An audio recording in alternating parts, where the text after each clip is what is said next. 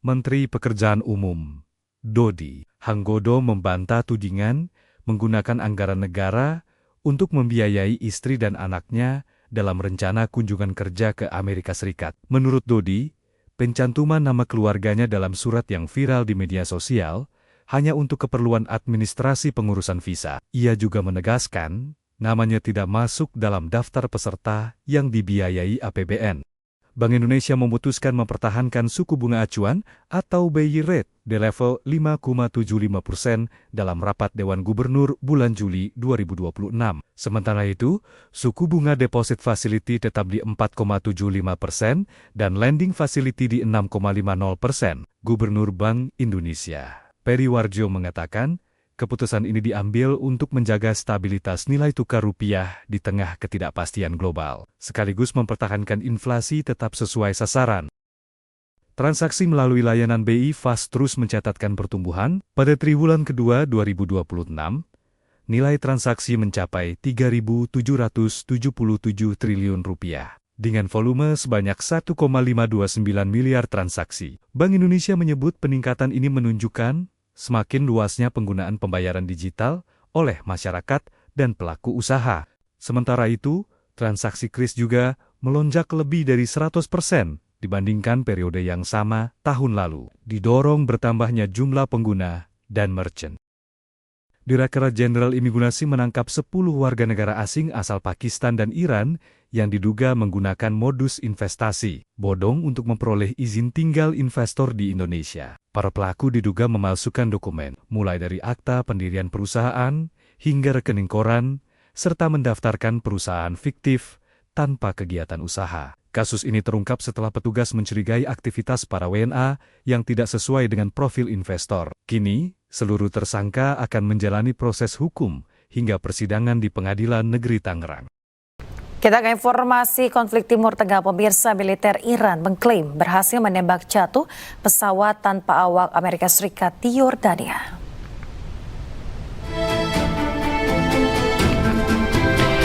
Ya, seperti inilah pemirsa detik-detik saat MQ-4C Triton berhasil ditembak jatuh rudal IRGC di atas langit Yordania. Korps Garda Revolusi Iran sebelumnya melancarkan serangan rudal balistik dan drone yang menargetkan pangkalan udara Pangeran Hasan di Yordania. Pentagon kemudian memindahkan MQ-4C Triton yang selamat ke Eropa.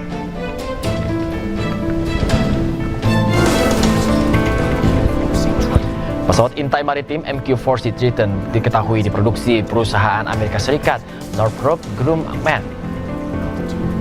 MQ-4C Triton digunakan Angkatan Laut Amerika Serikat dan Angkatan Udara Australia. Pesawat nirawak senilai 3,5 triliun rupiah ini mampu mengudara 24 jam dan menjelajah hingga 7.400 mil laut.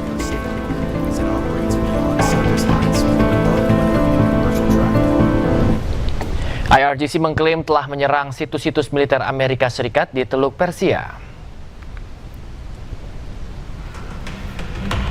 Teheran menyatakan serangan baru terhadap kapal perang Amerika Serikat di Teluk Persia. Sebelumnya, CENTCOM melancarkan serangan terhadap sistem pertahanan pantai Iran. Selain itu, lokasi penyimpanan dan juga peluncuran rudal jelajah di Pulau Thun di Iran juga menjadi sasaran serangan udara militer Amerika Serikat.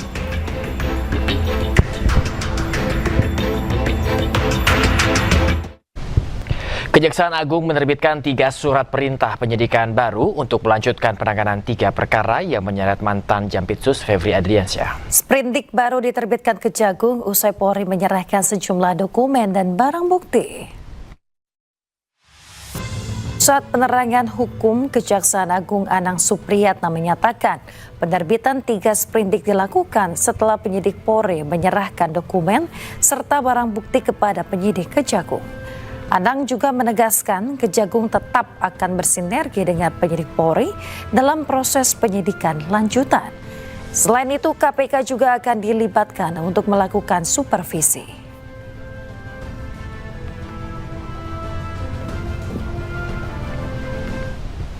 Pemirsa, KPK telah menerima permintaan secara lisan untuk melakukan supervisi terhadap kelanjutan penyidikan perkara yang menyeret ex-Jampitsus Febri Adriansyah. Meski sudah berkoordinasi, KPK menilai masih terlalu dini untuk mengambil alih kasus ini.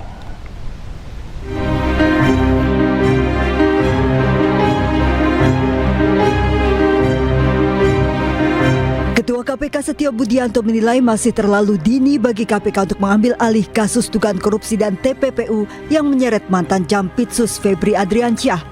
Kasus yang awalnya ditangani Kortas Tipikor Polri kini sudah dialihkan ke Kejaksaan Agung. Penanganan kasus ini di Kejaksaan Agung pun masih tahap awal lantaran masih perlu pendalaman barang bukti serta dokumen. Namun Kejaksaan Agung juga telah berkoordinasi dengan KPK. Ya, saya kira terlalu dini ya, gitu kan masih berproses di Kejaksaan Agung, gitu. Prosesnya sementara berjalan, koordinasi banyak lagi yang dilakukan, masalah pendalaman barang bukti, pendalaman dokumen, dan lain-lain.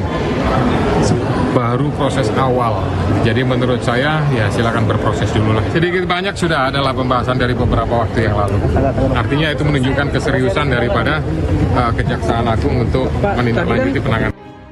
Terkait supervisi kasus, KPK akan mengikuti sesuai aturan pasal 6 Undang-Undang KPK nomor 19 tahun 2019 tentang kewenangan dan supervisi KPK.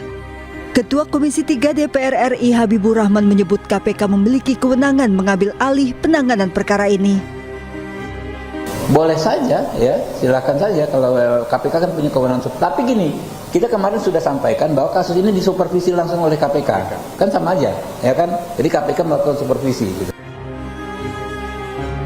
Sebelumnya usulan agar KPK segera mengambil alih kasus ini disampaikan oleh mantan Menko Polhukam Mahfud MD melalui kanal pribadinya di YouTube. KPK memang telah menerima permintaan secara lisan untuk melakukan supervisi setelah Kortas Tipikor menyerahkan kelanjutan penyidikan perkara ke Kejaksaan Agung. Namun KPK tetap menunggu permintaan secara tertulis yang nantinya akan dibahas sesuai SOP yang berlaku di KPK. Dari Jakarta, Tim Liputan iNews melaporkan. Pemirsa, Kejaksaan Agung telah membentuk tim penyidik khusus untuk mengusut perkara yang menyeret Febri Adriansyah. Tim penyidik khusus bentukan Kejagung diisi 9 jaksa senior yang mayoritas merupakan alumni KPK. Selain menerbitkan sprindik baru, Kejagung juga membentuk tim penyidik khusus untuk menangani perkara mantan Jampitsus Febri Adriansyah. Tim penyidik khusus beranggotakan 9 orang jaksa senior dengan mayoritas merupakan alumni KPK.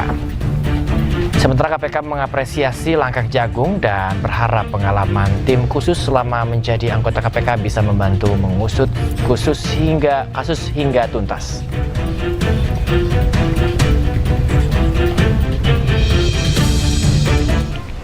Jaksa Agung telah mengirimkan surat kepada Presiden Prabowo Subianto terkait usulan nama calon Jampitsus menggantikan Febri Adriansyah. Mensesnek mengungkapkan bahwa sosok calon Jampitsus adalah Kuntadi yang kini menjabat sebagai Kepala Badan Pemulihan Aset Kejagung.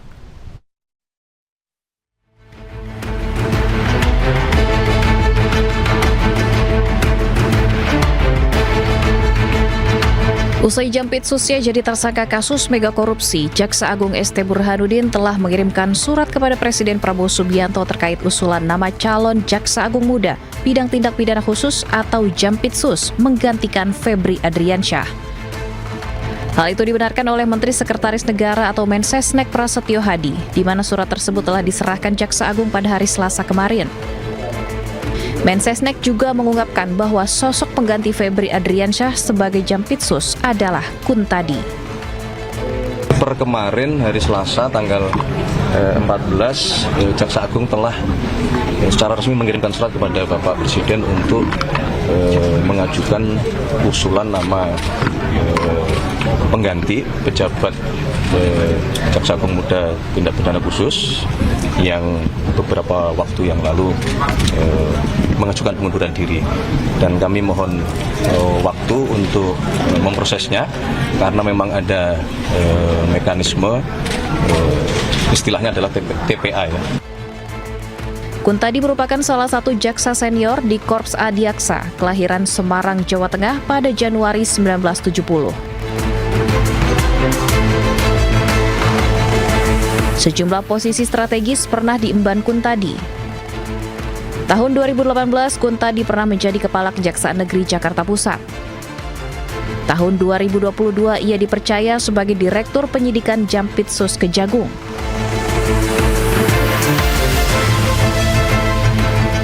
Tahun 2024, Kuntadi dipromosikan sebagai Kepala Kejaksaan Tinggi Lampung dan kemudian dipindahkan sebagai Kepala Kejaksaan Tinggi Jawa Timur. Tahun 2025, Presiden Prabowo menunjuk Kuntadi sebagai Kepala Badan Pemulihan Aset Kejaksaan Agung. Mensesnek juga menambahkan mekanisme tim penilaian akhir mengenai usulan Jampitsus baru bisa dirampungkan pekan ini. Pemerintah akan memprioritaskan proses penilaian itu sehingga bisa segera diumumkan ke masyarakat melalui keputusan Presiden.